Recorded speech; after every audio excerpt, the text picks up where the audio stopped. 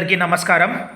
Professor doctor Veeram Muralidhar Reddy, senior naturopathy వైద్యులు, doctor VM Reddy health care. ఈరోజు మనము ఈ కరివేపాకు కషాయం గురించి వివరంగా తెలుసుకుందాం. ఈ కరివేపాకులో విటమిన్స్తో పాటు విటమిన్ సి ఎక్కువగా ఉండడం వలన డీటాక్సిఫికేషన్లో, తర్వాత మన కొన్ని రకాలైనటువంటి ఖనిజ లవణాలు ఉండటం వలన ఈ యొక్క కరివేపాకు ప్రపంచ ప్రసిద్ధి చెంది మన ఆయుర్వేద గ్రంథాల్లో, మన యొక్క హిందూ సనాతన ధర్మంలో ఎంతో విలువలు కూడినటువంటి ఈ కరివేపాకు. మనం కరివేపాకే కదా అని చెప్పేసి చారులో కానీ తీసివేయకుండా వీటిని నమిలి తిని జీర్ణ వ్యవస్థను పెంపొందించుకోవాలని చెప్పేసి కోరుకుంటున్నాను.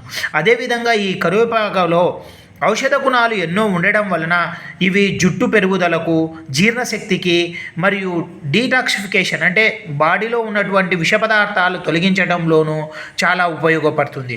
అదేవిధంగా కరివేపాకులో కాల్షియం, మిగిలిన లవణాలు ఉండడం వలన ఈ యొక్క బోన్ యొక్క స్ట్రెంత్లో కూడా ఉపయోగపడి మానవుని యొక్క ఇమ్యూనిటీకి దోహదం చేస్తుంది. కావున ఈ కరివేపాకును ప్రతి ఒక్కరూ భుజించి తర్వాత ఈ కరివేపాకు కషాయాన్ని కూడా త్రాగుతారని మీ సదా కోరుకుంటూ, professor doctor Veeram Muralidhar Reddy, senior naturopathy వైద్యులు, ప్రకృతి వైద్య నిపుణులు, ప్రకృతి వ్యవసాయ క్షేత్రము, డాక్టర్ వీరం మురళీధర్ రెడ్డి ఫౌండేషన్. ధన్యవాదాలు.